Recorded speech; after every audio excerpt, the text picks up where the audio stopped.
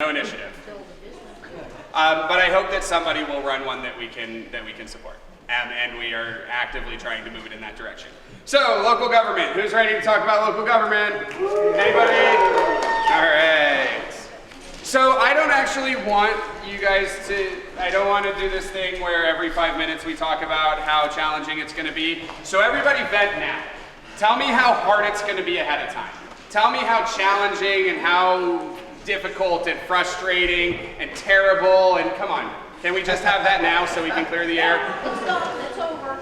We already did that? Yeah? It's over. I'll tell you how easy it is. Yeah, well, we're going to talk about how to get to work on it, Yeah, I think. exactly. Or I hope. Yeah, vent. Vent! Someone has approved an asphalt plan on Outlet Creek. The first thing he did it off is he fast-tracked an asphalt plant that is spewing toxic fumes into our community. And he ran on an environmentalist platform, and I am pissed. And if anybody here wants to carry on this narrative, we had a big meeting this morning, and so I'm being very frustrated. Okay, good venting. Awesome. All right, good venting. Woo! Get it out. All right, so let me just tell you a secret. Politics sucks.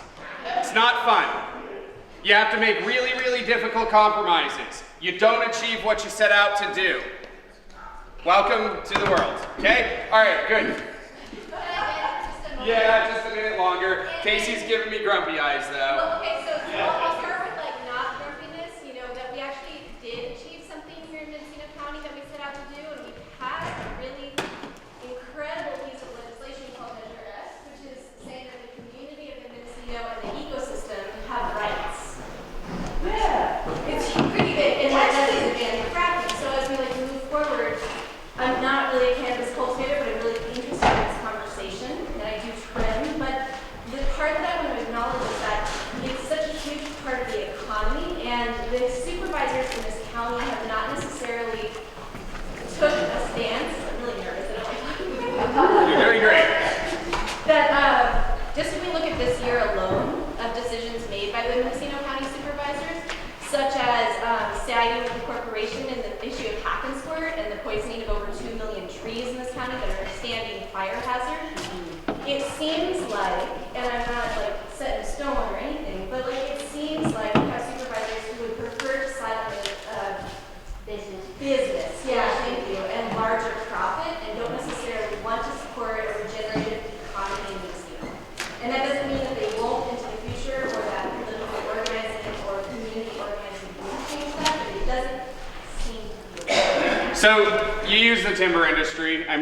Casey has given me grumpy eyes, so I am going to move quick and take less questions. You use the timber industry as an example, and I couldn't have picked a better example to underscore what I'm about to say. I've worked with Cal Forestry Association as actually the opposite side of the line on the crack and squirt issues, done a lot of negotiations with them. You know what Cal Forest does? This is the California Forestry Association, our counterpart in timber. They do exactly the 3 things that I'm going to encourage you to do. Some of you have heard this before. The first is they are very, very clear on what they are asking for. They are very, very clear on their policy goals. They work together. If they disagree, like Casey was saying at the beginning, they disagree in the boardroom, not in front of the supervisors. You don't show disagreement publicly. That's not how industries operate. Thirdly, you stay focused on your policy goals. You don't get distracted by other things. You identify what you need to do, you clearly state it, and then you move that agenda. I think what you guys need, there's a lot of questions that could go into local policy, but what you need is very simple. You need a permit to apply for a license. That's a very clear goal. You need a permit. So what considerations go into that from a local government's perspective? Let's ask ourselves the same questions that they'll be asking themselves. What license type on what parcels with what permit? In this folder, there is a bit of information about those things. License types, general description of zoning, a quick overview of the 3 most typical kind of permits that local governments use. And so, there's going to be some difficult questions that need to be answered. Does commercial agriculture belong on a city lot?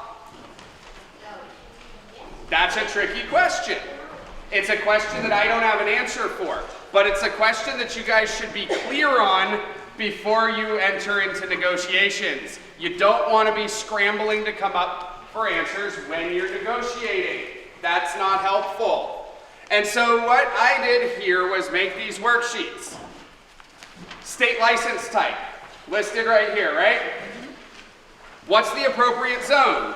Does type 1, does that belong on residential? If so, write it there. Does it belong on agriculture? Write it there. And then on the back of that is the license types and the permit process. And so there's a little bit here that we can run through very quickly, but then I do actually want you guys to write these answers down. And then I want to talk about them together a little bit. And this is all part of getting clear on what we're asking for. My suggestion, an easy ask, type 1 licenses authorized on parcels 5 acres or bigger. Maybe that's not good enough. Maybe you need to tell me that the parcel size needs to be smaller or larger. Maybe you need to tell me that it needs to include type 2. But we need to determine together the most simple, clear way of articulating the intended policy outcome.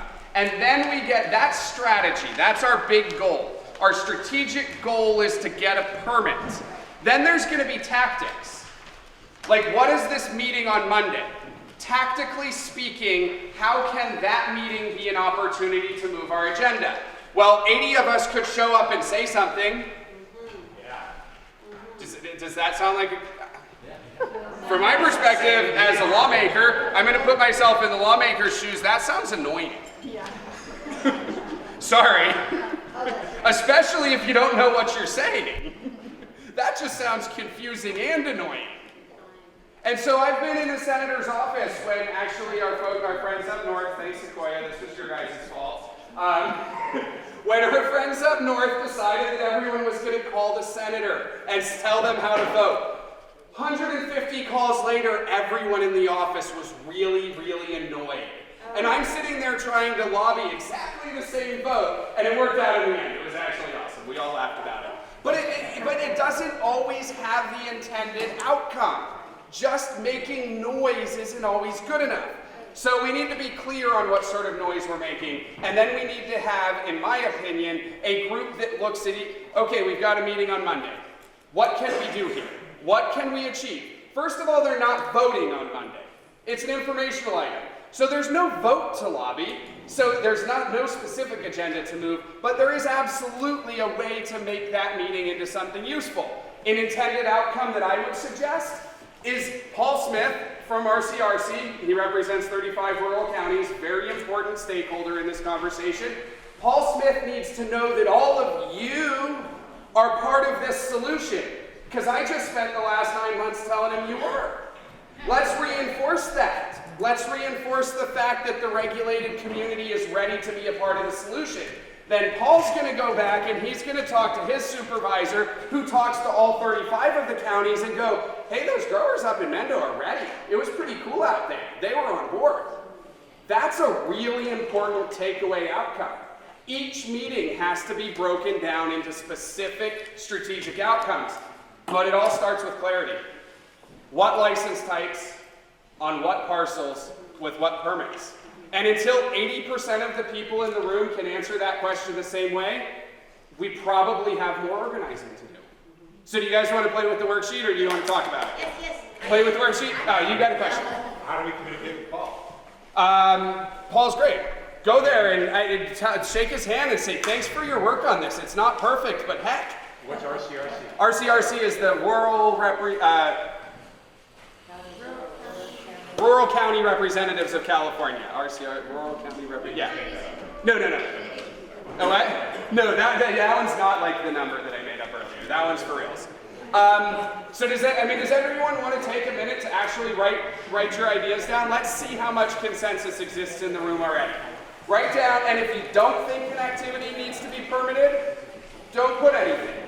So zones, what land use type and what parcel size? There's one thing that might be a little confusing though. Everybody hold on one second. Just to clarify for Yep. people out there, on this sheet with the cultivation licenses, you've got like type 2, type 2A, type 2B. On this you have 2A, 2B, 2C. Oh no. Just not to confuse, right? Please clarify. So Nikki just pointed out something really valuable that I did that was really silly, which is that I put 1A, B, and C as opposed to 1A, and 1B. So cross out C. On the cultivation licenses on the chart, cross out C. Because I didn't mean to put 1C, right? That was what I meant to put. Thank you for 2, 2A, and 2B. Yeah. But don't talk to each other. Write down your own answers. What are the zones? Where is The zones are on the back of this one. Yeah. So you've got basically, I mean, your basics: res, ag, industrial, commercial.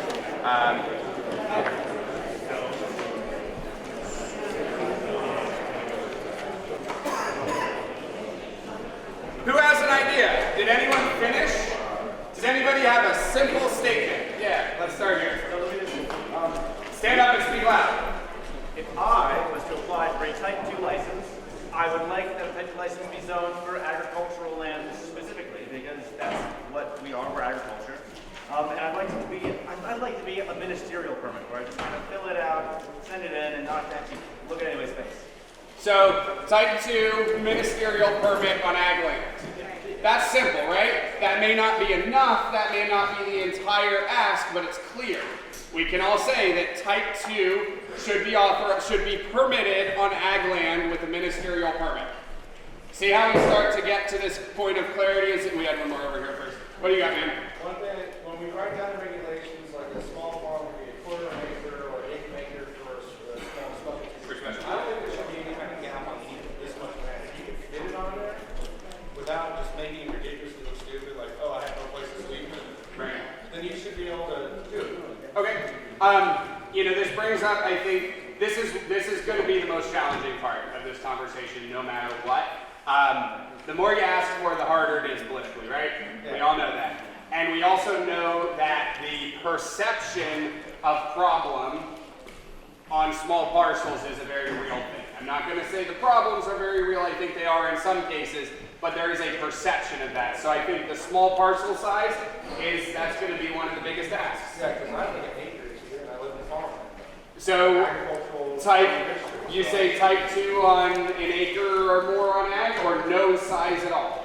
No size at all. No size at all. All right, that might be challenging. Because, I mean, someone might have a half acre here, be able to fit a small specialty on an acre. Why should I tell them they can't have it? So, this came up in Sonoma. We did the same thing in Sonoma last night. And the question that I'm going to ask you as a community, and I'm not going to dictate the answer, but the question that I'm going to ask is, if you can't get that, what do you do? Where is the compromise points? You start with that, but it's do you let that get in the way of a permit on an ag parcel? Do you let that get in the way of, and this is I this. don't want to go buy a piece of land that doesn't have anything built on it just so I can keep going and spend more money. You have to balance between the perfect policy and policy progress. And that's a very, very difficult thing. Our cannabis community and movement has a deeply entrenched culture of all or nothing politics. And I think we need to get better at working in that gray area and get better at embracing policy progress. Yep, please. Okay, I want to comment on this really incredible woman. This is the best I've seen so far, and I know there's more to come. Casey's sending me a donation jar. I think the quarter alone is the 20 right there. So I would encourage everybody to just. Oh. Well, thanks. That was very kind. Anyone else want to throw out? Yeah, parcels, zones, permits. What do you got? Well, I always liked the 9.31 whenever it was going to be 5-acre parcel. And then as it got to fine tuning it, it was defined to add a 5-acre parcel that was surrounded by large parcels. Okay. So I felt like it was qualified for a larger permit. Okay. But in Ukiah, where you might have a 5-acre parcel, but there's quarter parcels, Right. one parcel,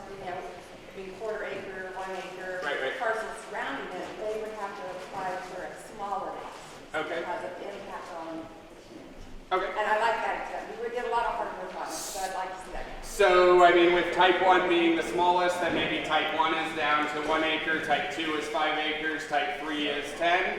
Is that, did I misunderstand? Yes, but it was a variable of what it was surrounded by. Okay, so it included So like zoning my 5 overlay. acres, which really 99 plans was more than enough Yeah. for 5 acres. Sure. But I was surrounded by 10 and 20 acre parcels, so my immediate neighbors I did not really have. Okay. But in Ukiah, you would have, or Redwood Valley today, you have a different scenario. You've got some 5 acre parcels that are surrounded by smaller parcels. So yes, they would be the smaller. So, can I tell you what my concern is? I'm confused. And I'm pretty good at this stuff. I mean, I'm reasonably adept at policy, and I'm confused right But now. it's addressing different demographics of our very large county. I hear and you. fitting both needs. I hear you. Could you take a simple first step first and lay a foundation? Is there a way to simplify it? That's all I'm going to ask. Is there a way to simplify what you're saying? Well, I already said in your meetings about it with Mendocino County. Sure.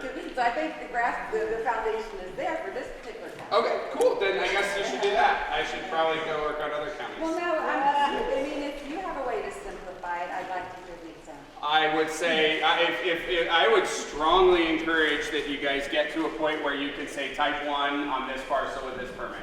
I really think that's going to be the level of clarity that's going to empower you to make the progress you need to quickly. Well, on the smaller ones, a half acre, if you're gonna go for a big one, then yeah, 20 or 10 acres, so we don't just have, I mean, there's already a limited number, but there's gonna be so many people applying for them already. I think that's the one we really need to concentrate on putting Which on one? how many acres, the medium one. The type 3. Yeah, so that way there's not, there's gonna be a bunch of people trying to apply for it, only so many of them. So if you put a cap on acres on that one, Okay. that's gonna absolutely beat out people, so there's not too many people going to it. Perfect. I think that's a great place to start. You already talked, man. Okay, fine. One question is about nuisance, about sight, about smell. It still can't be visible, right? It still can't be smellable. Can I tell you something? Focus. Those are distractions. You know what? All those rules are going to be what they are. If you want to fight and nitpick on everyone, you're probably not going to get permits in time. No, I'm not. I'm talking to the group about. Sure. No, I mean, I would honestly say don't get distracted with a lot of those nuisance type things. Don't get distracted with some of the more esoteric policy questions. Really, really, really try to simplify. The simple, clear, focused ask is going to be the ask that we can lift. That's the agenda that we can move, in my opinion. And you guys are obviously amazing and beautiful in your own right and can do whatever you want. We're going to go back here first. All the complications types should be allowed on TPZ. Okay. Timber production zone land.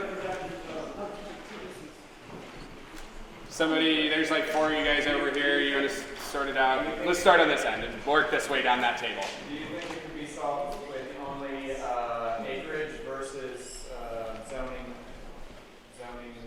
Sure. Yeah, I mean, I think you could get away with something pretty simple and streamlined and clear if you just went with parcel size. Say 1 to 5 on ones, 5 to 20 on twos, 20 plus on threes. That makes a lot of sense. I mean, I get that immediately. There's no ag zone on the coast. There's no ag. Okay, so then it's probably not going to be only on ag, right? But you can see though, you can do a 3 acre. You could do a 3 acre conversion. Yeah, we have light industrial and light commercial. We're going to work down that table first. And then, so you That's guys gonna be held out. hey, right here. I don't know, 'cause I like the, 1, 5, 10 or 20 sort of thing, like, just because you can do up to 5,000 square feet doesn't mean everyone's gonna be Sure. 5,000 square feet. I like it because it immediately made sense. And I think everyone instantly understood. And that's a really important thing, understanding. Common understanding is how we move agendas in policy. We understand the problem and the solution the same way. And so that's what I really like about it. And then we were moving on down this way. I was gonna say, I'm with Kevin there, but I think like 2 acres makes more sense, just in the sense of that makes people move or be further away from centers where there's gonna be a lot of people, a lot of complaints, a lot of crime, anything that could go bad. By saying 2 acres, then you are kind of making a commitment to do this. That I'm gonna have enough space to actually fulfill my permit, and I'm also maybe in time town, but on the fringe, so if I am disturbing anyone, it's minimal. And then I'll put like, 5, 10, 20 as we go up, just so something. Let's actually, we're short on time, so we're gonna cut the side chatter there, but I hear you. You know, you said 2 acres. We do have to do this in detail and figure this out together, but now is a time to start thinking about it. I really love the idea, Hezekiah, going by acreage, because if you look at the zoning map and you look at the reality, it's a mess. Okay. And so I heartily support that. Plus, if everyone starts to rezone, So, You still want to forget rangeland because you are allowed to do ag on rangeland. absolutely. for a certain amount. And so, you know, something that's been kicked around in some of the other counties is any zone that's authorized for agriculture, which when you dig into it is some TPZs, some ag, some range, some unclassified, even rural res 5 and higher, I think, is authorized for ag in a lot of counties. So authorized for agricultural uses is maybe a good way to go to. Do you think it would be wise to have a variance application process? Absolutely. Put into that Absolutely. to apply for- Absolutely. And so for those who don't know, I kicked around the idea of putting variance at the bottom below conditional use permit there. I decided not to. A variance is essentially the county voting to break the rules for a specific project, because that project, the rules are there to create certain outcomes. If the project can be illustrated not to produce those outcomes, then it qualifies for a variance. So it's not actually a permit, but having a variance process embedded into it is important. I think that's a year 2 goal. Let's not get off track in year 1. Let's really, really, really stay as focused as possible on that core question. There is a massive problem. I can't apply for a license because you won't give me a permit. That's a huge problem. That's the problem we need to solve, and we need to define those permits. We had maybe some more, Well, like I said, already live in agricultural zones. And like you said, like trying to compare other farmers, people are trying to put like 5 acres, whatever. You're already going to start splitting people, because I'm already disagreeing with that. Because if I live in an agricultural zone and I pay $250,000 for my property, why should somebody tell me, because I don't have 5 acres, I can't grow corn nuts or, squash or whatever? I mean, why should I not be able to be a small farm? Because I thought this was supposed to be a small farm community. And you're already trying to stomp out small people. I mean, that's not what I hear. I hear people trying to answer a policy question, but I also hear the disagreement, and I'm going to use this to illustrate. Now imagine you're a supervisor, and this is what the community is doing. Yeah, because this is what's going to happen. Where are we going to get? The cap that's too large for people, it's going to divide us all the way down the middle. Okay. So no cap on parcel size. Do you think that's realistic? No. Anybody think you get the votes for that? No. Okay. Do you think that it is realistic to say that there should be no parcel size limitation for commercial cannabis cultivation? No. All right, that sounds like a pretty If you live strong. in residential or commercial zone area, yeah, but if you live in an agricultural area, that's Sure. what it's for. So then maybe that's what it says. Maybe it says ag land, there's no parcel limitation on ag There should land. not be any kind of limitation on agricultural zone. Perfect. How does everybody feel about that? Sounds like we just worked through it. See, when we're clear about the question. I'd like to bring up that a friend of mine just mentioned in Laytonville, around the lakes, people are growing on acres or less. Yeah. And you don't want to be able to eliminate those people from making a living. Correct. Then you're going to destroy a lot of people if you put a zone thing. I mean, you keep saying that I'm but I'm trying to get as many of you licensed as possible. That's my goal. Anybody in particular, I'm saying as a group of people, as an organization, if you do that, it's going to hurt all people. Can I tell you a basic fundamental truth? And we're going to wrap up after this, unfortunately. Sequoia, you can make your comment later. There's 53,000 independent producers of cannabis in California today. 53,000 is our best estimate. How many licenses do you think will be issued in year 1? Anybody want to take a guess? 10,000. That's the number I'm shooting for. Guess what? That means 43,000 of them didn't get licensed. That's right. This is going to suck. This is going to be really, really painful for our communities. We're going to have to come up with strategies to transition the workforce. We're going to have to come up with strategies to deal with this economic strain. But at the end of the day, we're not going to get 53,000 farms licensed. It's not going to happen. And we can all continue trying to move that and we can all remain unlicensed and we can all be treated like criminals, or we can try to figure out a way to reach realistic goals. Mendocino County was actually the spearhead on a 6-county statement, a policy statement, that with the exception of one supervisor out in Trinity County, all 30 of the 6 North Coast counties voted on. And you know what? Economic transition and workforce training was in it. They're very aware of this as well, because you know what? Commercial agriculture probably won't persist in neighborhoods. And if we make that our intended policy outcome, we're probably going to spend a lot more time not making progress. I don't like it. It sucks. But I want you guys to be licensed. I really do. And so, you know, like I said, politics is challenging. Yeah, fine, Sequoia. I just want to say, you're still going to have the acre limit at the state level. Acre limit on the On the state, yeah, he's talking about he wants to go do as much as possible. And he's saying even if the county level is saying you do this much, the state still. You know, I think the concern really is the small parcels. And you know, and I'll say, as sort of absolute as I am being, there are license types that weren't created here that we think need to be created. A type 1C license for a cottage industry microenterprise is a very high priority for us. We will be trying to move that forward as well. But at the end of the day, there's 53,000. We might be looking at 10,000 licenses. That's 43,000 that we're gonna have to deal with together. I mean, and that really is just, I think success at the local level will come from reconfiguring our expectations and reevaluating the approach. Why only 10,000? That's a guess. Is that first year, or is that? That's about where I think we'll land in year 1, hopefully, if we do a really good job. I mean, I think 5,000 is even realistic. I think it could be a lot lower. Yeah, I mean, there will be more that come in. So right now in the beer and wine industry, there's 63,000 licensed producers in the state. That's really cool, but it took them several decades to build today. And so it's gonna take time. And guess what? There's a lot of these farms that may not meet their wastewater discharge requirements. You can't get a license if you don't meet your wastewater discharge requirements. There's going to be a lot of investment that has to be made in operating in this space. It's not going to be as unfriendly as it could have, but it's also not going to be sure everyone gets a license deal. There's an in-between. What's to keep the other 43,000 from continuing to do what they're doing under the radar? Good luck.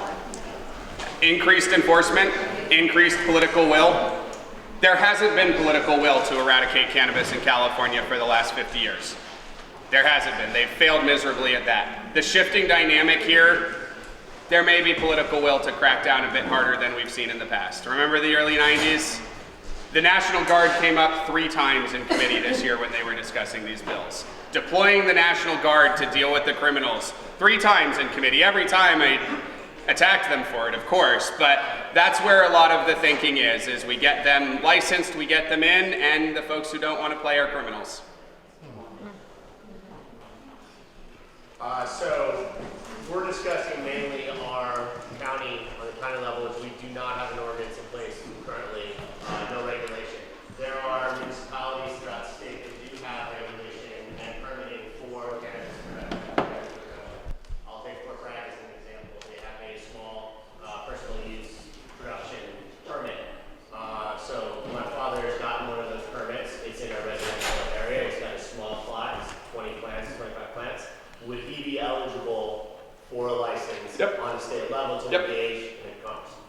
Yep, he would still be subject to the limitation. If the locality has a more stringent limitation at 25 plants, if he gets a type 1 state license that authorizes 50 plants, he wouldn't be allowed to grow 50 because the state license said. He would still be subject, to that local, but yes, that local permit does qualify. So Fort Bragg, doing all right. So what can we do in this room to assure ourselves that we are among those 10,000? Get clear on your policy goals, get compliant, and what was the third thing? Oh my goodness. Oh, brand development, market development. Those are the 3 things. So co-ops, very, very important tool to do the brand and market development from a small producer's perspective. It really, in my opinion, is going to come down to organization, organization, organization. You need to be organized to influence policy at the local level, we need to be organized to influence policy at the state level, and we need to be organized in the marketplace. And that's really the three things that the community needs to do to make sure that they make it. This local policy question really is, I think, the highest priority for you guys right now. Figure it out. Just can't say it enough. We've got to figure out a simple, clear agenda so that you can move that agenda. That needs to be moved by March 1st, correct? Because about the implementation of the local ordinance? Kind of, yes. And actually, we're hearing now that March 1st deadline is probably, the author is going to run a bill to move that out a little bit further after getting feedback from enough counties. But there is urgency. Even if that deadline is somewhat changed, there is an urgency in this local government challenge. And the urgency is to come up with, an organized, strong group that's going to stay focused on clearly articulated policy goals. And the policy goal is a permit so you can apply for a license. And you guys have to figure out how that's configured. On the lines of this conditional use or use license. The The personal use. Yeah. So if your ordinance is a personal use permit to grow for personal use, you can still apply for a license with the state of California to sell that? Right. If that's a non-commercial permit. It's just a cultivation. For personal use or for? Not sure about the language on the personal use. So if it doesn't authorize As a member of a cooperative, currently, if you produce a surplus, you're able to exchange it to a cooperative. If the language doesn't prohibit Yes. you selling Bingo. it, right? Then you're That would be my interpretation of that. We might want. All right, so we're going to take two more. So it's a mathematics I don't understand. How can 10,000 people, growers, feed California? They're soon gonna realize that they need a lot more than 10,000 small farmers just even to fill the high-end market. I wouldn't really worry. This is the first year. Yep. They don't understand in your own local government that California is the fifth economy in the world. Your world producer. They don't see it at the world level. The world legalization is coming tomorrow. So I wouldn't really worry about those 10,000. They have to do more. And so, real quick before going back here, another word to keep in mind in policy: incrementalism. Policy is not made all at once. It happens step by step. And so, in year one, that year one number, I wouldn't worry about it either. Frenchie's right. There's going to be a lot more licenses issued in year 2, 3, and 4. But we need to make sure that in year 1, there is at least some licensees in Mendocino County. Do you know why? Because we talk a lot about the economic impact and the jobs and all of this good stuff, but we have no data. You know the best way to make a county government excited about tax revenue? Give them some tax revenue. And do you know how that's achieved? With a permit. If we are too busy trying to get everything all at once, we'll miss the opportunity to get something in the system. And if we don't get anything in the system's not going to change.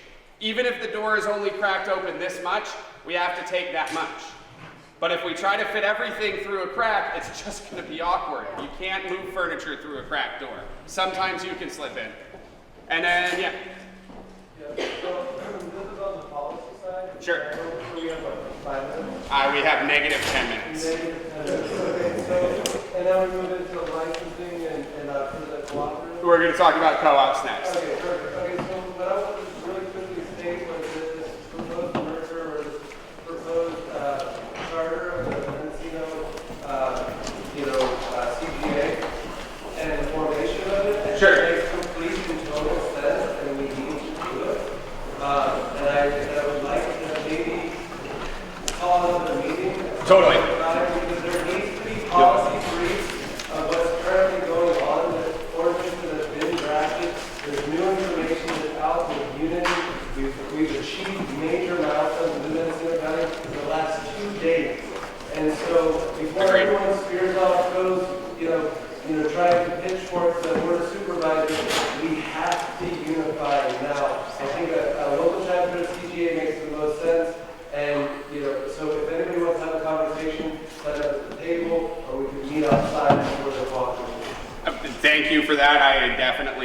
think the time is absolutely now to be organized, and I think it really is time to be organized in a way that is empowering, where there's clear roles and responsibilities, there's checks and balances, there's accountability, and there's clearly articulated outcomes and objectives that we hold each other responsible to. So I really do think it's time to organize now.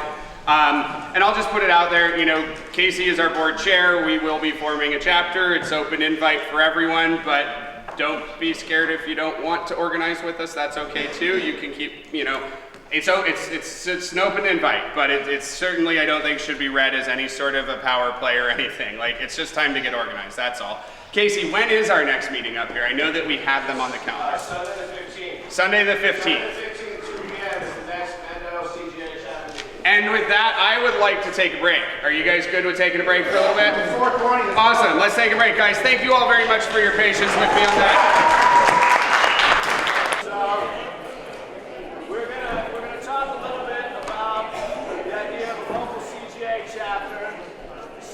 Some sort of like committee type structure thing, so that some of these duties that we're essentially what it is like, how do we organize and how do we spread the duties out? Because right now it's been kind of like I schedule a meeting and I put it out on Facebook and call whoever I have time to call, and that's a meeting, as opposed to like we have a committee and we have a meeting and it's scheduled and there's minutes and all these things. So that's what we're going to start talking about moving towards, is this you know, legitimacy of organizational structure, so that we have these abilities to communicate and the word is getting out wider into the community, and we're organizing better and figuring out what our stakeholder processes are. That's that. All right. Is everybody back inside yet? No. Do we care? No, it's all good.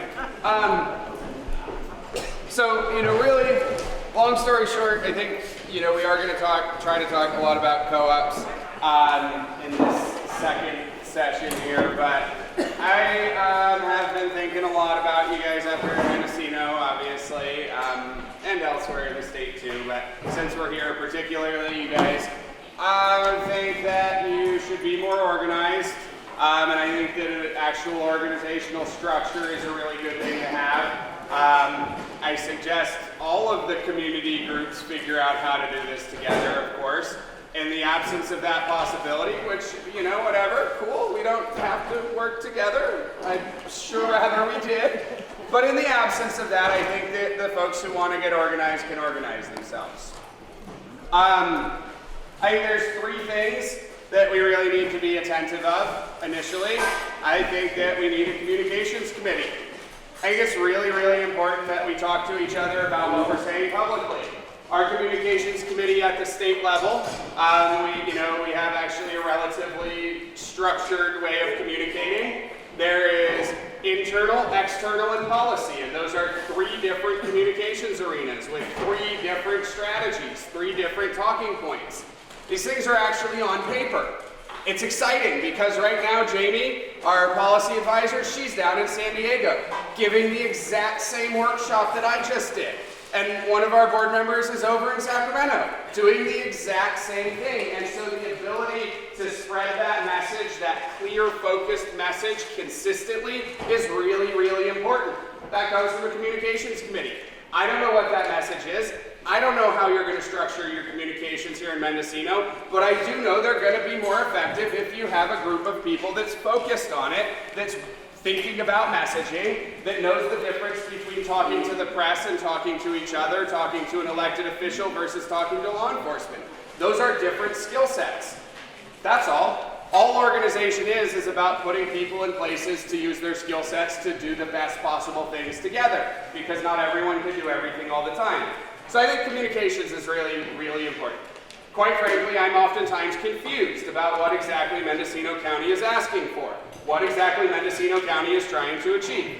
I pay a lot of attention, and I'm confused. I can't even imagine what it must be like if you have 30 different policy challenges that you're working on, and you're working, elected officials. This is all we do. Well, that's not true. We all do other stuff too. But this is a focus to us. It's not necessarily to them. This is one of many, many things that they're working on, and it's already confusing for them. So communications are going to help a lot. Has it got internal, external, and what? We have internal, external, and policy, but I don't know that that's the way you'll structure it. Those are just examples for us. Yeah. You know, for example, I'll just give you one of our objectives in our policy communication strategy in the legislature was to say public safety crisis more times than law enforcement could. And you know what? We owned that space. We said environmental crisis and public safety crisis more than they did. And you know what that did? When we said small business crisis, all of a sudden that was a credible claim. Because we were able to buy in, we borrowed the credibility from law enforcement and the environmental community, and we broadened it to include our interests. So maybe that's something. Maybe the cannabis growing community doesn't think that the public safety crisis is the most important thing, but the mainstream voters might. So maybe when you're talking with the public, so these are just examples. I'm not suggesting that in specificity at all. But having a group of people that cares about this, that meets together to talk about it, is going to go a long way toward empowering progress. Secondly, community development.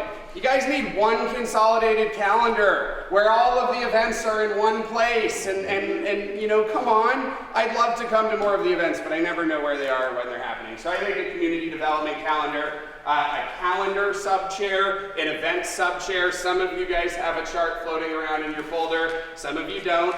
These things are all there. And then thirdly, you know, policy. The future success of California's cannabis industry is a very, very policy-dominated challenge. If we're not successful in public policy, we won't be successful as businesses. This is a politicized industry, for better or worse. And so I think you need a policy committee, and I think that that will break down into, you know, Sacramento affairs, the whole regulatory legislative thing.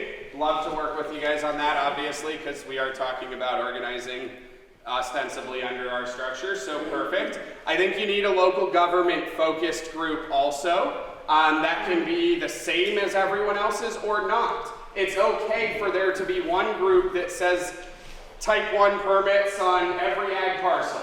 It's okay for there to be a Brook Trails working group that says we need a special zoning overlay for us. It's okay to have some different sub-policy groups, but if you can all meet together, that's even better. And guess what? Disagreeing is oftentimes an opportunity to make a lot of progress. But have controlled, respectful disagreements inside of a committee room internally. And so when we talk about communications, we have different communication protocols for disagreement internally, externally, and with policymakers. Guess what? We don't talk about disagreements with policymakers. Doesn't help us one bit. Just doesn't. And beyond that, I think that it's probably a good idea to have an electoral politics.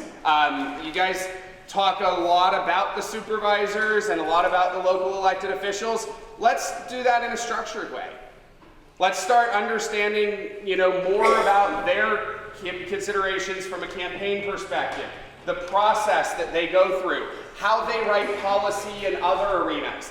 Let's start first understanding those things so that we can start fitting into their day-to-day workload more. So that we're not always the strange, weird community that has these other ideas, which is awesome, but I really, really want to make progress. I do. I'm just going to really cut to the chase and say I want you guys to get licenses sooner than later, and recreating the political process is going to take a lot more time. A policy committee could help you learn those things and apply those things. The other thing I think this policy committee needs to do is every single time there's a meeting, a hearing, a something, write down what the intended outcome is. And then come up with what you can do to achieve that outcome. And you know what? We want to get permitted is not an intended outcome. You can't go to the Board of Supervisors meeting and say, we want to get permitted. They can't vote on that. That's a strategy. That's a goal, not an objective. An objective is to get a supervisor to direct county council to work on an ordinance. And then the next time you work with county council at the planning commission. And so you actually have to break it down into much smaller steps. And I think a policy committee could help you do that.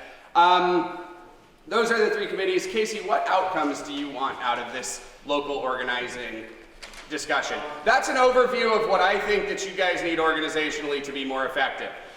And so I'm happy to, for me, one of the central issues has been how do we become informed in the process? How do we have the meetings that are appropriate so that we're having separate meetings for the things that need to be had about and people can attend those things to learn the things they need to? So, because what happens is we have one big meeting and there's 10,000 questions and we have no way to break it into separate spheres yet. And so what I'd like to see is this local committee start to develop so that one, we can be looking at the different issues in a more structured way with sort of minutes and reports coming back to the broader group. And also so that this question of communications coordination, so that we know when the meetings are, we know what they're about, and we know who's all going to be there. Because what keeps happening, and this is failure on my part in leadership, is that I say, all right, this is the meeting is scheduled. And then I put it on Facebook some, and like I talk about it to whoever I see, and I call whoever whatever happens with the phone. But there's no structured like this is the meeting, and it gets put. There's no PSAs being put in newspapers. There's no signs being hung up in town. And so what happens is people come to me and they're like, dude, what the fuck? Why didn't you call me? Because we're all family, everybody's community, and so everybody's like my close friend, and they're like, dude, what's up? And I'm like, dude. So it's building this structure so that people don't feel like they're getting left hanging. What do we need to do to fix that? We need right now today. What can we do? We need somebody to, and Tracy has more or less suggested she might be willing to volunteer. We're going to get the email list coordinated, and the email blasts are going to be going out locally for what's happening in Mendocino County. So Tracy is going to be the chair of the communications committee, tentatively, if that works. Awesome.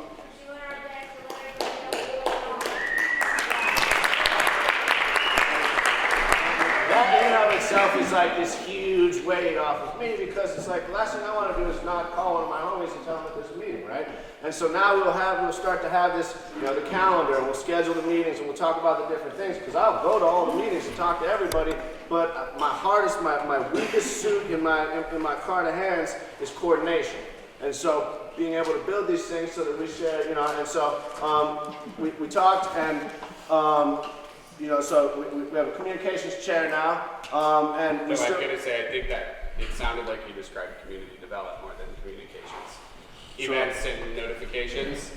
Oh boy. Yeah, that would be community development. So you can tell again, I struggle with this quite a bit. This does beg the point. When we went to school, I was a sociology major, Hezekiah was a political science major. And I'm very much appreciative of what he offers. So anyway, outcomes is we need people who are interested in being part of the leadership of the local subcommittee, whatever. Time out, let me ask, do you think it's a good idea to get better organized? Or because I don't want to apply this to you, but my observation is that you guys could be better organized and be more effective. And if you don't share that, it sounds like you do, but if you don't, great, let's move on. But if you do, then I think this is something we need to do. So, Casey, I'm going to suggest, let's take this offline. If you want to be in a leadership position, email Casey and myself, and November 15th at 2 p.m. we will be back here, and we will get into the specifics of structure then. But if you want to talk about a committee that we need that I didn't think of, suggest a new committee. This isn't foreign, it's not threatening. It's a catalyst to get organized. You guys please get organized. In that note, Casey, I'm a little confused on the interplay between MCPC Me too. and California and Amanda chapter of CGA, particularly when you're starting to talk about something like policy. Sure. I can say this, as our director, ultimately responsible for chapter development, I can't force anybody else to organize, but I can insist that our membership is organized. It's an open invite. I want every single group that wants to be part of the steering committee to be part of the steering committee, that committee to elect the officers, etc., clear accountability. But at the end of the day, I really want our membership to be better organized, to be more effective. And so it's you got to do what you got to do. Everyone's welcome to play. Ideally, a joint venture between you know, so that the MCPC has been doing policy work in the county, right? So this isn't like, let's reinvent the wheel and drive more wheels around. It's like, let's all work together. So we need, like CGA needs an organized policy representation, and we need to have it with MCPC. And since MCPC is the policy council, there has been some discussion, potential of some form of working together there, and we don't know what that is or how that's going to happen. I have an idea. Maybe what, you're talking about all these different committees within CGA. So maybe what needs to happen is there just needs to be somebody appointed who goes to MCP meetings, who goes to SFA meetings, who goes and finds out and shares the liaison, okay? Definitely. The liaison. That seems like what's lacking. A local liaison would be excellent for the other organizations. I have not, so for instance, I haven't been able to attend MCPC meetings because our monthly board meetings are at exactly the same time. So a local liaison from CGA who is willing to represent at MCPC meetings, at SFA meetings, I think that's an excellent suggestion. Back there? No, I was just saying that that's what I thought we were doing. As a member of CGA and an MCPC member, I feel like we've been halfway decent. We've been pretty coordinated. That was my feeling too. We need more membership on CGA. CGA needs to be more organized, exactly what you're speaking about. And we do get it, and MCPC's got what it's got going on, and it's happening. But the CGA portion, the advocacy organization that is actually standing up for the industry needs to be formed. Because MCPC does not need to stand for the industry, but for the policy that works for the industry. So that's... And you know what I meant by an open invitation is, we're going to form these committees. You don't have to be a member to join the committees. If you want to be a part of it, do it. If you've got something else going on, great. We'll continue coordinating. Well, and perhaps it would be well advised that whoever's having to do the coordination on meetings, that we don't separate that coordination.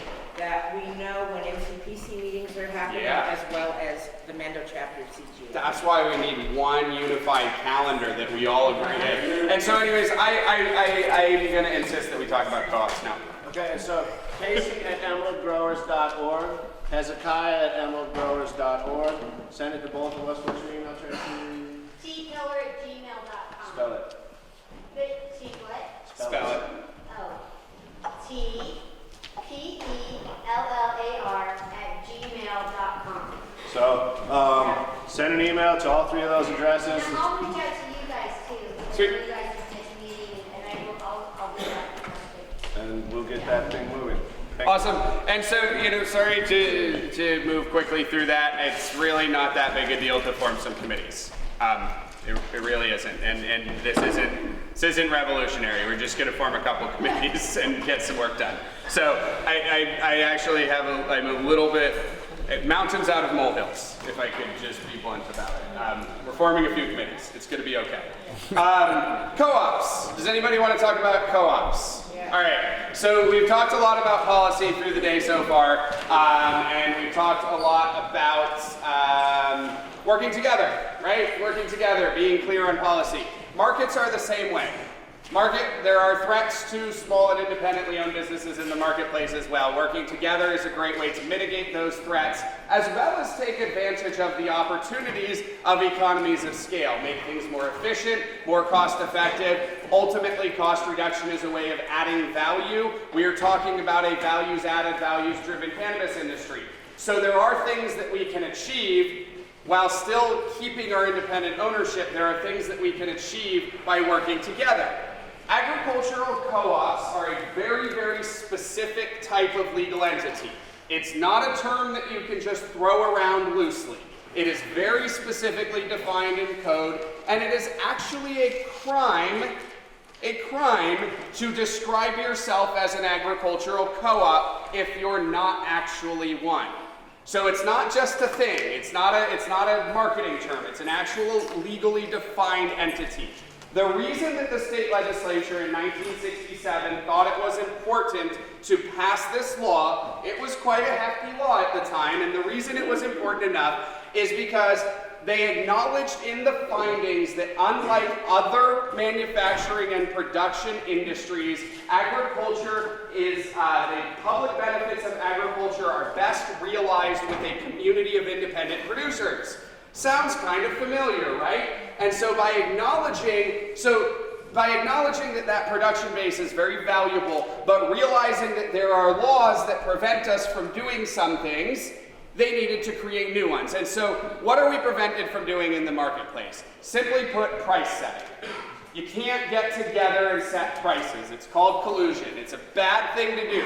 You can't talk to your neighbors and say, well, we're going to charge this much for this product this year. That's a crime too. You can't do that. Agricultural co-ops can. It was a way of empowering independent producers not to actually set the prices and manipulate market conditions, but to look at market metrics and suggest retail prices. Manufacturers suggested retail price, right? We all know that term.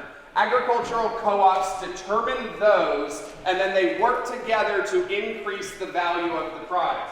Specifically in code, agricultural co-ops are created to do 3 things: prevent waste. Nobody wants 2,000 pounds of Blue Dream that there's no demand for. That's just a waste of everybody's time and energy. It's a waste of water. If the market only wants 1,000 pounds of Blue Dream, why did we grow 2,000 pounds of it? That's a question that the co-op will help fix. Nobody wants rotting agricultural products. It's just a waste of resources and time. So that's one of the things. One of the other things that's pretty cool to note is that the goal, a specifically legally recognized authority or responsibility of the co-op is to make the supply chain from producer to consumer as direct as possible. And so that is actually in the law. Agricultural co-ops are meant to increase efficiency, reduce waste, and close the gap between producer and consumer. That's what they're empowered to do. What are they allowed to do? Basically anything that a producer can do. So they can produce things or hold things, process things. Some of the better known co-ops in other industries, almonds. They have an almond sorting plant right up the road from my house in Sacramento.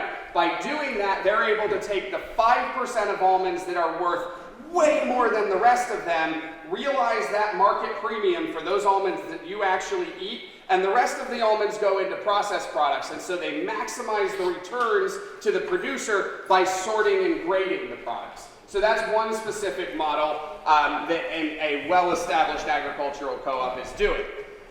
The goal for today, in my opinion, is not to promote any one co-op. It's to understand what they are. There's a few folks in the room that are co-ops, that are working toward being co-ops, and that are maybe considering being a co-op. Love to hear a little bit from each of you if you're interested.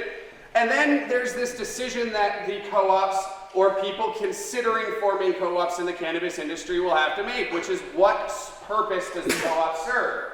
Probably not going to be making almond milk out of your cannabis. So an almond milk factory probably isn't the service that you want to invest in. We talked earlier, somebody asked what are the 3 things we can do right now to get ready, and it was market development and brand development. I think our co-ops should be very, very oriented toward market and brand development. I think that's what we have the largest deficit in. We already produce the best cannabis in the world, and we already do it largely sustainably. At least everyone in this room is at least doing a pretty good job, I'm sure. But you can all do better, so that wasn't me letting you off the hook. Go do better. But you grow a great product, and you do a good job doing it. So that's okay, but the world doesn't know that. We all know it in basic terms, Humboldt, Emerald, Mendocino, but we don't know the specificity of it. We don't know why. And most importantly, people don't know how to recognize it. And so one thing that I think everyone should think carefully about is product and brand recognition. If you're a specialty farmer growing 100 pounds, it's going to be very hard for you to make a significant impact in a consumer's mind. California's marketplace is huge. A co-op of 30 producers that are all using similar practices, producing similar quality products, can make a much larger impression on the marketplace. And consumer behavior can start to respond to that brand development. And so from my perspective, what I think we need the most of, brand development, and secondly, market connections. There was this thing that I said about the empty shelves in LA. I really can't reinforce how true that is. There's like a gaping empty hole on the shelf. where the high quality sun-grown should be. It's an empty space. I did, I think, 22 dispensaries last time I was down there, just touring them, meeting, what's up, how are you guys doing? And they're like, man, it'd be great if those folks up north could grow more. It was like, you know what they say, it'd be great if there was a store that would buy it. Like, there's a serious disconnect here. And so co-ops can do two things, in my opinion. Build market connections, ensure that the downstream buyers are able to locate the upstream producers. Terrifying, right? Because if they can identify us, so can everyone else. And this is the scary part. I know, courage was the core value when we first started talking about co-ops a year ago. Courage. So we're still in that courage phase because it is scary. And secondly, branded market development. Sequoia, do you want to introduce what you guys are up to? Is that fair to throw you on the spot like that? So we're going to transition. We're going to hear from a couple folks around that I think are leaders in this space. And, you know, Sequoia, you're certainly, of course, you're certainly one of the leaders from my perspective. I hope he wants you to. So this is to learn a little bit about some specific co-ops, just to seed ideas. Maybe you work with these co-ops, maybe you work with an existing co-op, maybe you form your own. Plenty of room for lots of co-ops. There's no need for us to feel like this is a competitive thing just yet. But Sequoia and True Humboldts. I'm not usually a public speaker, so. You got it. I'm just, I guess, going to talk a little bit about what we've been doing, and along the way, just it's been exciting to be a part of Emerald Grown as well. I'm wondering how what we're building is going to work together with Emerald Grown, because we're also Emerald Grown members and EGA, CGA members. But we started organizing up in Humboldt as a group of local farmers and realized everything you guys are talking about. We've been making this journey right alongside you guys. It just seems like we kind of jumped ahead all of a sudden. And so we wanted to share kind of what we've been doing to hopefully give you guys a vision or maybe a path or, I don't know, ideas. So we developed a brand. We established what is the Humboldt Sun Growers Guild, which is the co-op of the farms. It's not an ag co-op yet because we couldn't be an ag co-op. We just now got made agriculture, so we can be. But right now, so what we developed was a model that looks like an ag co-op that we'll be able to develop into an ag co-op now that we have that designation at that point in time. So the Humboldt Sun Growers Guild is a group of farmers, and the original core group of farmers came up with a brand to be able to market through this co-op. Primarily, the intent of it is to do just what every one of you guys needs to do, which is create market power, buying power, educational power. Whatever you decide your co-op can offer to you all is what it will be. I have some information here. I guess I can go over, I guess I'll show you the brand first, maybe. So we've developed packaging to be able to, when we go do outreach to the dispensaries, and this is our brand, it's True Humboldt, and these are what the full units will come in. It's clear on the back so you can see it. Yeah, this right now is clear on the back. You know, there's all kinds of developing regulations as to what packaging may or may not look like. At some point, they may not be able to be see-through. I don't know. There's labeling involved. Right now, we're using the laboratories for testing the products to be able to put the label. They provide us with labels that are really cool. How that evolves through the transition of regulation will be soon to see as well. But right now, we have access to that ourselves. So that goes on these into the dispensaries. We've created, so we have, we started establishing relationships with dispensaries and talking about what we're creating. And so that there was pretty much three parts. There was the developing the relationships with the dispensaries and developing the relationships with the farmers and then developing the organization. It's kind of everything's been happening so fast and it's all kind of just falling into place, and these are the things that we've done so far. So we've just this month are stepping out of the box and starting to talk out in public about what we're doing, and we started with an ad to the farmers. And this really, the more of us there are, the stronger we will grow. And this is really about how important it is for our communities to stand together, especially when we're having this conversation about distribution and how that's going to affect who we are and what we can do and how we do it and who tells us what to do. Or the stronger we are, we can be in the driver's seat and tell them how it's going to be done. And so this is another reason why we are coming here today, because we feel like we're all neighbors. And we want to be sure that we're all in tune and together and sending the same message so that when we're having these conversations, we can all stand together and say, this is how we want to do it. That's great. So,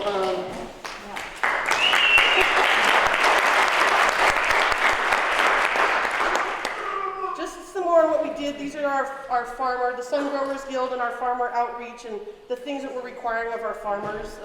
Really just has to do with what Hezekiah is talking about, organization, getting your business organized on your farm, getting the business structure, your bank account, getting your seller's permit, getting your tax ID number, and then of course, whatever's required as far as your local ordinances go, if you can get business permits, if you have to have, I don't know what counties have, what we're hopefully in Humboldt working on getting cultivating permits for the larger parcels.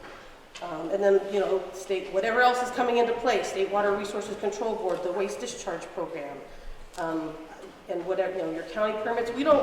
We're hoping that our agricultural commissioner possibly will become really the regulatory authority of, all we have to ask for is your permit from the agricultural commissioner, and if you've done that, then we can trust that they've checked whatever the requirements are, and that's what we're requiring as well. Are you doing organic or both? We aren't making our farmers have to be organic. We're definitely striving towards organic standards. You know, they can't even be certified organic right now, but definitely sustainable practices, environmentally friendly as much as they can. And a lot of it has to do with evolution too. And, you know, we want our farmers, maybe they're not there yet. There's a lot of farmers who aren't or have lands with legacy issues. And we really want to see a commitment where, you know, you want to do we all have the same goals. And as long as you want to get in this program and work towards all these goals, you know, then be a part of it and come and let's do this. Because we're not going to. And, you know, I'll just note that maybe there's a co-op that does want to require it, and that's okay. I mean, that's the thing about them is there's a different co-op for each value set, but I really think so. We originally actually had a little bit stricter guidelines, I think, but kind of came back a little bit on it because we realized there's so many people that have to transition. And we didn't want to exclude anybody. We want everybody to be included who wants to be a part of it. And so, hey, let's start moving towards that. And maybe that's part of what the co-op will probably facilitate is farmers getting together and helping educate other farmers. And being like, hey, this is what you're doing wrong. Or, hey, how can you help me? I don't know. Like, that's a huge thing about our co-op right now is like, we have all these ideas. And because it's just the original core group of farmers right now, and we want to get a bigger membership base to really decide what all is going to be offered. Because it's not just about us. We're just the ones who stepped up and said, okay, we're going to do this. And let's start doing it and see who else wants to do it. Because, yeah. Are you registered as a co-op, or are you making, I mean, are you? We're not organized as an ag co-op right now because we couldn't yet do that. That's what we modeled the structure in a way that it can transition into that. It had to be a nonprofit structure. And so and it will probably still be because it's going to be this membership-based organization. It's a mutual benefit corporation. And will you have to have one of these licenses then? Which licenses? Like a distribution license or a... No, we don't have to. I mean, that's a big question right now because another big key in what we've been developing over the last year was being able to be flexible or being able to change because we knew there was going to be a lot of changes and we don't know how it's going to be, but how do we get started? Like, what do we do now? And so it was creating something that was flexible so that, and having a vision and being involved, like I've been getting as involved as possible to be as educated as possible, to know kind of what's going on and be prepared. And so we developed it with distribution built in, but if we have to, we can take that piece out and allocate that to another entity. So that's kind of we don't know what will happen right now. It might be where maybe someone within the entity comes out and develops that entity, depending on how exactly the rules, the nuts and bolts come down about how it can be done.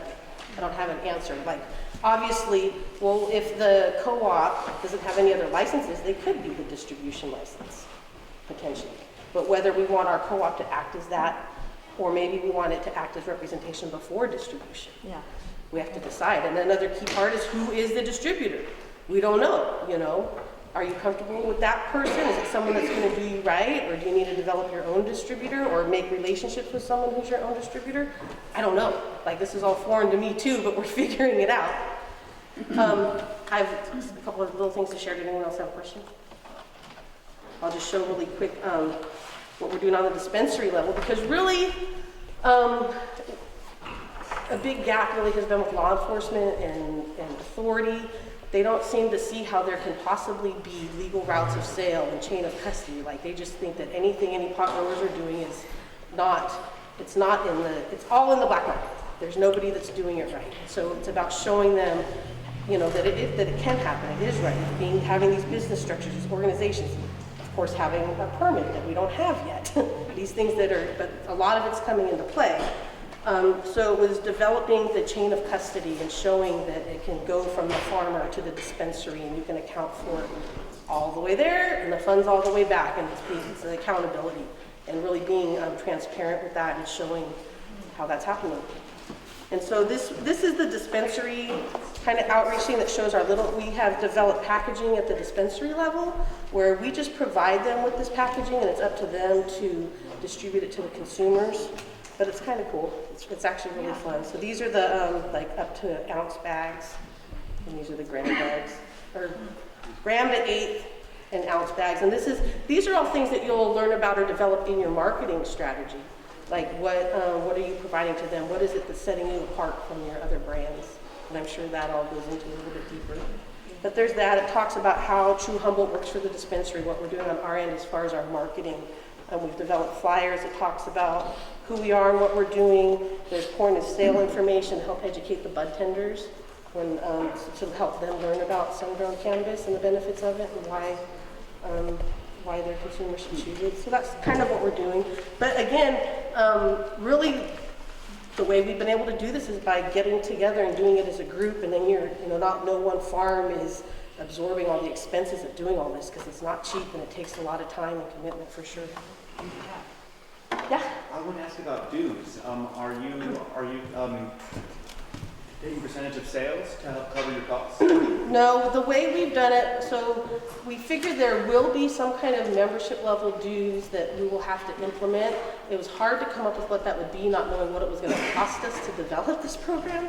And so at first we thought, we're going to charge people this amount of money and that should be good for now. And then as we started doing it, it was like, really, I guess we're going to just start showing them that we can do it so they can feel confident in what we're doing. And it might be something that we have to implement later. We've talked to everybody about it, and they know that it's there and that it's going to be there. We just didn't know what we could feel right about asking at this point. We have a premium markup on the product, and we're very clear that what we're fighting for the best prices for the farmers, and that's really another aspect of why the co-op is really good, is because when you're all standing together and you're saying this is what we're going to get, and no one else is going to go lower. Someone can't come up to you and say, well, I'm getting it from your neighbor for this much, so if you don't want to sell me yours, I'll go get theirs.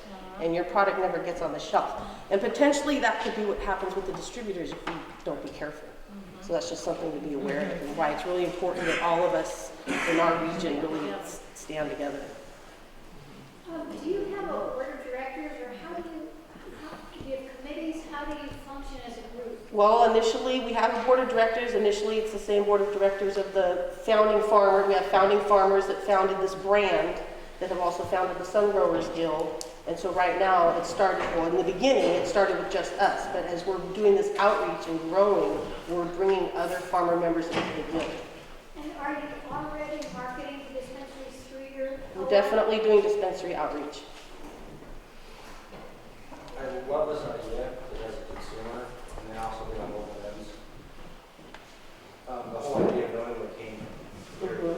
It'd be so nice for people walking in front of me and actually know, hey, this came from Humboldt County, or it's growing this pine, or this came from Trinity.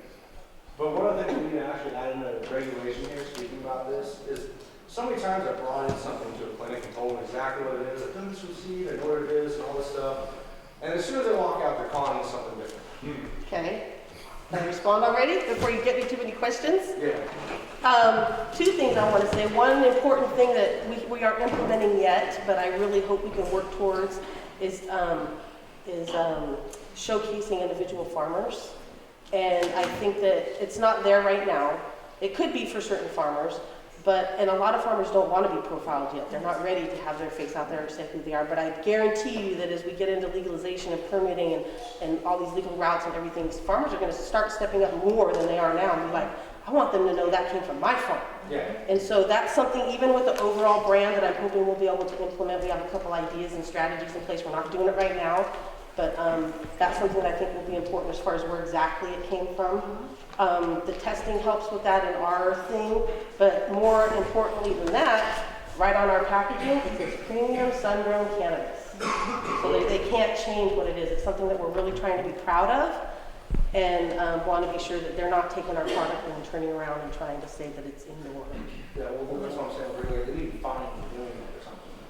For changing from, well, I know they will be if they start using any kind of designated appellations, like whether it's Mendo or Humboldt or Larrabee Valley or whatever. I don't know about as far as how, that'll probably come with the permitting, because you're going to be having a permit for whether it's outdoor or indoor or mixed light. So I'm sure there will be some way to, I don't know what it'll look like exactly as far as enforcement, but it seems like there will be some kind of authority that will be able to designate what it is or isn't. Any more questions? I got more of a statement. I like that you take both people that do synthetic and organic, mainly because the millennial generation has been led to believe that we need to buy these expensive products to be able to produce the superior cannabis. Most people don't have the knowledge that the older generation does, and that's because of the marketing that they've done to the younger generation. You need this $500 product to make this happen. And we are excluding the younger generation by making it look like you only need organic and you're not doing the crop. I completely. Well, I wouldn't say that we do synthetic, but we're not demanding organic. Yes, We basically right now we use SC Labs. They're on the forefront of offering everything that is what we're looking for in our marketing and to provide to the consumers. And they're labeled like the products that we're having tested have to go through the laboratory and pass through their screening. We do full microbiological and molds and pesticides, yeast. We do terpene testing sometimes, not across the board. So it has to pass whatever they're screening for. So I don't know what you're thinking about would be acceptable or not acceptable, but anything like that, that's a synthetic versus the organic. you probably know more about the nutrients than I do. Oh, I'm just saying. Awesome. Anything else? So go co-ops!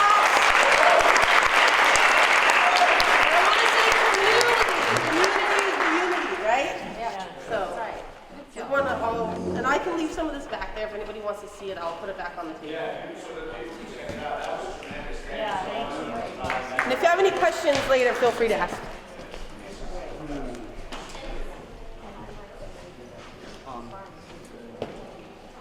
Hello, I'm Will Porter. I'm the acting secretary for the Emerald Grown Marketing Co-op.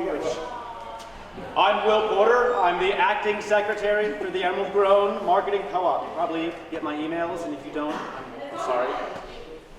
And so we're about 10 or 12 steps behind Sequoia in our cooperative formation. We have no official business entity yet, but we've been meeting weekly with some calls as many as 15 people in on conference calls discussing immediate plans and long-term plans. So like Sequoia, our main goals are to ensure that the members get a good price for their product.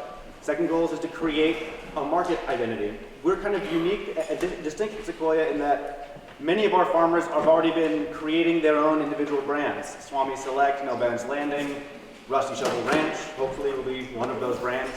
And so we're very careful that the individual farmers are able to speak as loudly as they want and be as public as they want. We've had 3 reporters visit our property and tour our gardens this summer, and using our name and our address. So that's where we're at. And I know nobody else, needs to be there with us, but one of our reporters one of our reporters, Joel Warren with the International Business Times. He lives in Denver. He has farmers knocking down his door to talk to him every day. He steps over farmers, getting into his car. And so he came out here, and people wouldn't look at him, they wouldn't talk to him. There was one friend who was just hanging out, found out Joel was a reporter, and just left. It's like bringing a police officer into some circles around here. And we need to get past that fear, because we are legitimate. We're more legitimate than a lot of other people if we're in this room and actually talking about this.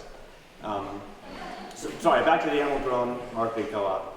I guess our first big push is to have a presence at the Emerald Cup this year. We're going to have potentially a line of booths, all Emerald Grown members, under the same banner, selling different products with their own brands. So again, the cooperative is more of like an overlay for your own individual business. Of course, we would like to get an agricultural cooperative started as soon as possible. We're not sure when that's going to be. When, if we can't get licenses until 2018, I'm not sure when they're going to let us, collectively begin to represent ourselves. But something like a nonprofit mutual benefit corporation would be a massive benefit for us, I think. Just being able to send one person to a meeting instead of 80 would be a big step forward. I guess if you're already members of the CGA, the Emerald Grown Co-op is accepting new memberships. As of yet, we're accepting member input on whether we should be organic or whether we should, let everybody in who's working towards a better future. I don't think anybody here really grows to USDA organic standards because they don't apply to us yet. But in the future where they will, it's good for us all to start turning the gears in that direction. And again, the Emerald Grown Co-op is still taking baby steps. But the more people who get involved and offer their skills and services, the faster we'll be able to start running. And any questions? What area did you say you represent again? Sorry, we're the Emerald Grown Marketing Co-op. We're not an official entity yet. We're just a group of people who are meeting. Okay. And that covers this area of Humboldt, half the state? We have producers in 7 counties. We have producers in 7 counties. Thank you. Thank you. Is Sequoia, just as kind of a curiosity question, is Sequoia's group and your group within the same region here? I mean, we're Emerald Grown and Humboldt is in the Emerald Triangle. We're distinct entities. She represents, Go ahead. I was just going to add a little bit. she represents her own group of people. She's been in communication with us from the get-go. I think she's been on the first email list. So we're definitely coordinating, but not necessarily trying to overlap or compete. I just want to say we've been kind of, like I said, we were traveling along the same paths. Like we were already kind of developing what we were doing in Humboldt around the same time that this was all happening. And so I'm also on the board with CGA. And so I've been really in tune with what's going on. But how is everyone going? Are we different? Are we the same? I didn't know what it was going to be or how it was going to be, but just continuing to go on and work together. Because that's really what it is working together. And so from the get-go, Emerald Grown was a marketing co-op. We were talking about a directory and how all of us individual farms are going to be in the directory. I'm like, well, okay, so whatever we're doing, we'll be able to be in the directory. Okay, we work together. That's how I kind of decided that's what we were doing. And still traveling down the path and figuring out, I don't know at what point there's going to be a split that we're on or that we are. It just seems like we should because we are. And the cooperative, right. So we're part of the Emerald Grown. We're also doing our thing that we're doing, and it's coexisting, and I love it so far. I just want to say that the same way that individual producers cooperate within cooperatives, cooperatives can also cooperate, and there's actually a lot there. So, watching, I want to say about seven-ish co-op type organizations move along in parallel tracks around the state is pretty cool. And so far, it's been pretty friendly and, yeah, we're all in this together. That's what co-ops are all about. A couple things. First of all, I do want to point out that as far as I know, I've been a member of Clean Green Certified for years, and they do live up to USDA organic standards, and Chris Van Hook is an official USDA certifier as well. So I do believe that exists. But I just want a little more clarification about how CGA and Emerald Grown fit together and how that works. Are they 2 separate nonprofits? What do you see? I'd like some clarity as well. Like, can a board of directors member of the CGA really be a stakeholder in a for-profit agricultural cooperative? So ag co-ops aren't allowed to be for profit, okay, first and foremost, but CGA is not a nonprofit, secondly, so got those ones backwards. 11 months ago, there wasn't a lot of people talking about it, so we talked about it. The only overlap is that, unless you guys have changed this since I stopped paying attention, in order to be an Emerald Grown member, you have to be a CGA member. So the question to Sequoia was, do you guys have membership dues?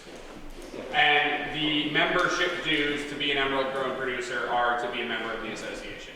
I don't know if you guys have changed that or not. No, that is. Okay, that's the only overlap.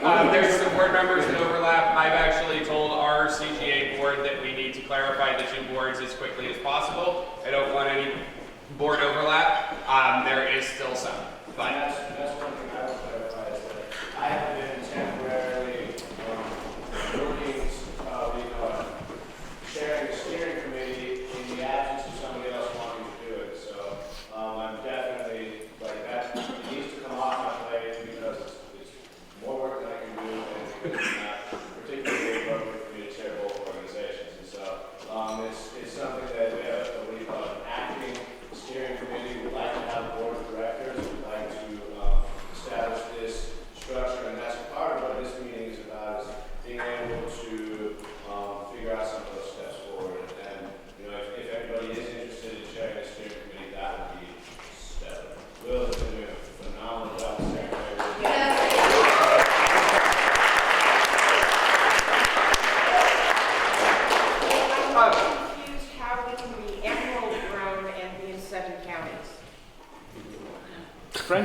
cooperation, partnerships. The people who are willing to put an effort in to organize, this is a brand. It's not a county delineation.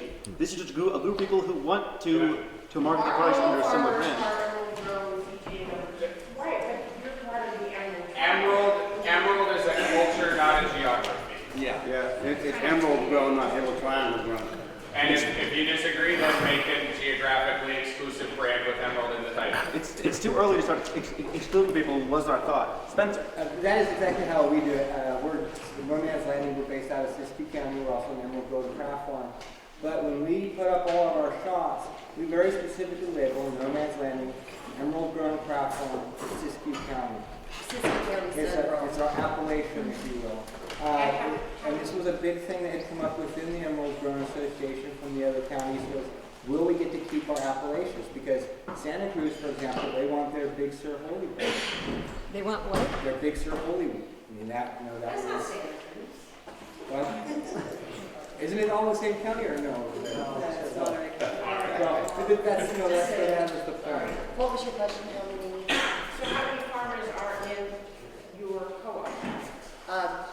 In Siskiyou County, there's over 14. They're in our co-op. No, we're just a farm. We're just a farm of Emerald Grown. Oh, okay. And then we're a growers collective. We just grow for other folks in that sense. But that's legal entity, and so we weren't a legal cooperative, but a cooperative has a legal structure. As a collective, we didn't have to have the same legal structures that a cooperative had. So that was the reason we did that. So now we're an LLC with a nonprofit, where our LLC actually manages a nonprofit. And as far as how many farmers that we're gathering in Siskiyou County, there's probably about 10, 15. Yes. Yeah. And you're trying to just keep it the county? We're trying to be a branch of Emerald Grove there. So Just like Nevada County. They want to be more Emerald Grove farmers. And